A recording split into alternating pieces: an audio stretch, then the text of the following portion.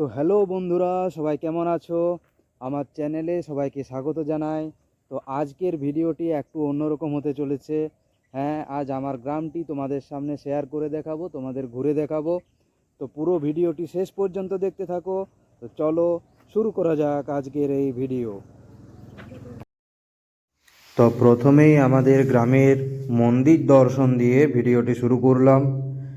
এই মন্দিরগুলি আমাদের ঘরের পাশেই অবস্থিত। দুর্গা মন্দির, কালী মন্দির, শিব মন্দির এবং হনুমান মন্দির, এই সমস্ত মন্দির সব একই চত্বরের মধ্যে অবস্থিত। দেখতেই পাচ্ছ মন্দিরের শান্ত পরিবেশ। এটা শিব মন্দির, ওইটা দুর্গা মন্দির এবং ডান পাশে রয়েছে কালী মন্দির। প্রতি বছর এখানে ধুমধাম করে সবাই মিলে একসাথে আয়োজিত করে দুর্গাপূজা এবং কালী পূজা সব কিছু পূজাই এখানে উপস্থাপনা করা হয়।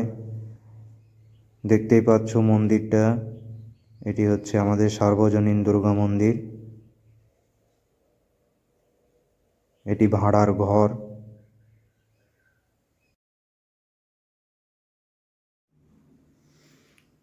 তালা দেওয়া আছে বলে মন্দিরের ভিতরটা তোমাদের দেখাতে পারলাম না, তাই বাইরে থেকেই দেখাবার চেষ্টা করছি।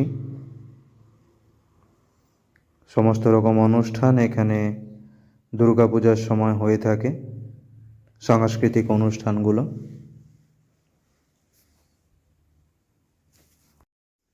এইটি হচ্ছে আমাদের গ্রামের ক্লাব, মিলনী যুব সংঘ ক্লাব এবং কোঅপারেটিভ ব্যাংক। সামনে যে মন্দিরটি দেখতে পাচ্ছ, ছোট্ট একটা মন্দির, সেটি হচ্ছে আমাদের কৃষ্ণানন্দ মহারাজের ছোট্ট একটি আশ্রম। এই নিম গাছটি অনেক পুরনো। এই আশ্রমে প্রতি বছর মকর সংক্রান্তি দিন খিচুড়ি উৎসব পালিত হয়ে থাকে।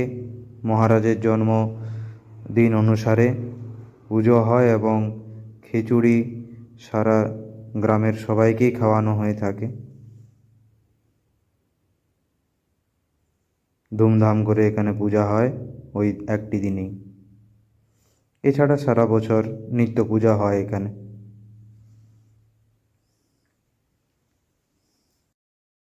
এবার চলে এলাম বাগদা রামকৃষ্ণ মঠ।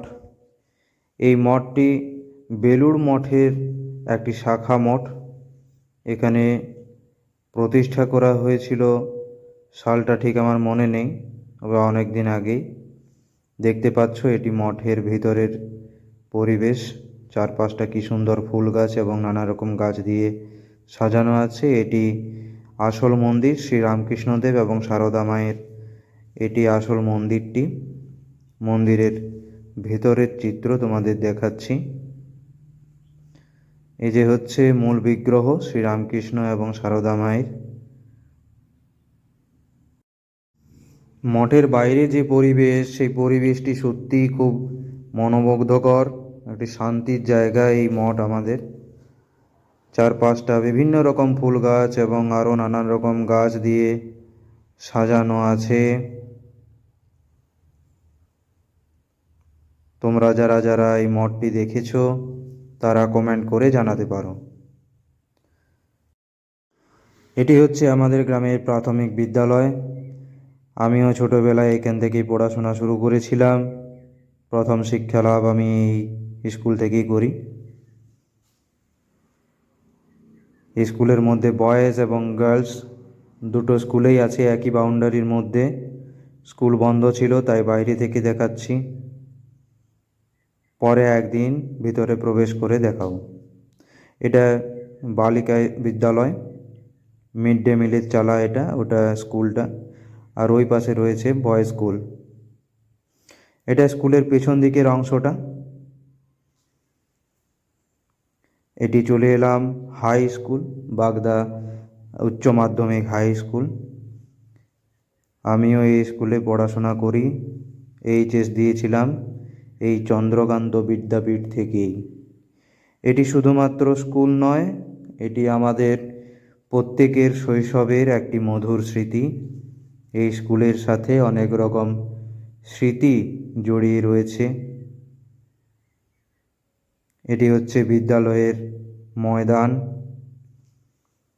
এই হচ্ছে বাগদা চন্দ্রকান্ত বিদ্যাপীঠ, যেটি স্থাপিত হয়েছিল 1921 সালে, ভারত স্বাধীন হওয়ার অনেক আগে।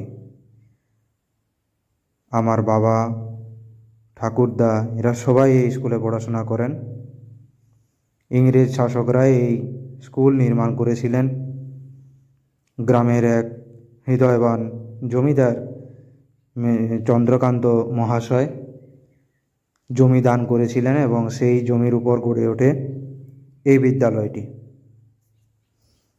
বিদ্যালয়ের গঠন দেখে তোমরা বুঝতে পারছো যে এটি কতটা প্রাচীন। এটি শিক্ষক রুম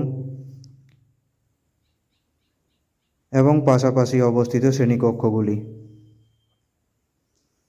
নতুনভাবে সংস্করণ করা হয়েছে, রং করা হয়েছে এবং আরও উন্নতির পথে এগিয়ে চলেছে দিন দিন।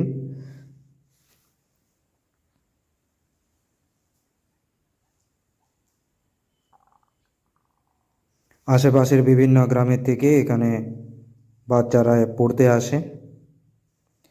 এই হচ্ছে বাগদা শঙ্করাচার্য মিশন বিদ্যাপীঠ।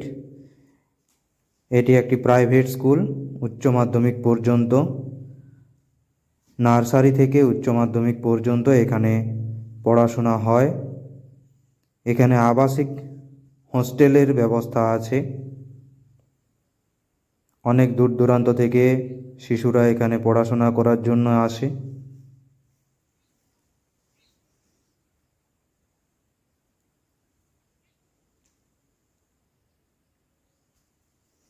বিদ্যালয়ের কিছুটি অংশ তোমাদের সামনে তুলে ধরার চেষ্টা করলাম।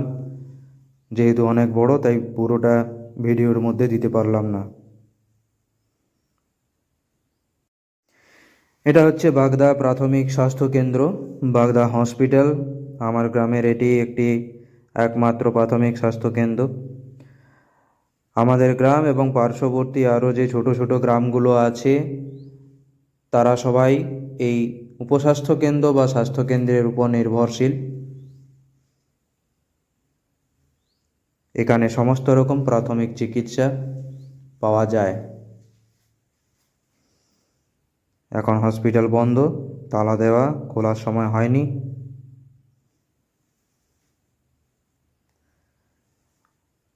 এই যে এই বিভাগটি, এটি হচ্ছে আয়ুর্বেদিক চিকিৎসার জন্য। যারা যারা আয়ুর্বেদিক চিকিৎসায় বিশ্বাসী তারা এখান থেকে চিকিৎসা করান। আয়ুষ সুস্বাস্থ্য কেন্দ্র। এই ছোট ছোট রুমগুলি হচ্ছে ডাক্তারদের কোয়ার্টার রুম। এটি হচ্ছে উপস্বাস্থ্য কেন্দ্র। এখানে শিশুদের এবং প্রসূতি মহিলাদের টিকাকরণ করা হয়। এই হচ্ছে আমাদের গ্রামের হরি মন্দির। এখানে প্রতি বছর বৈশাখ মাসে অনুষ্ঠান করে হরিনাম সংকীর্তন পালন করা হয়।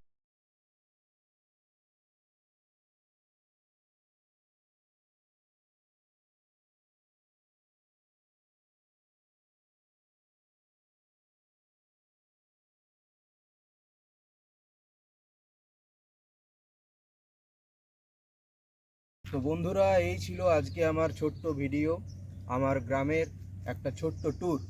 তো এই আমার গ্রামটি ঘুরে তোমাদের কেমন লাগলো অবশ্যই লাইক করে কমেন্ট করে জানাবে। ভিডিওটি যদি ভালো লাগে অবশ্যই লাইক কমেন্ট শেয়ার করবে। আর যারা যারা নতুন তারা অবশ্যই আমার চ্যানেলটিকে সাবস্ক্রাইব করে পাশে থাকবে, যাতে পরবর্তী ভিডিওগুলো সবার আগে তোমাদের কাছে পৌঁছে যেতে পারে। তো দেখা হবে পরবর্তী একটি ভিডিওতে। তো চলো এখনের মতো টাটা, বাই বাই। দেখা হবে পরের একটি ভিডিওতে। টাটা।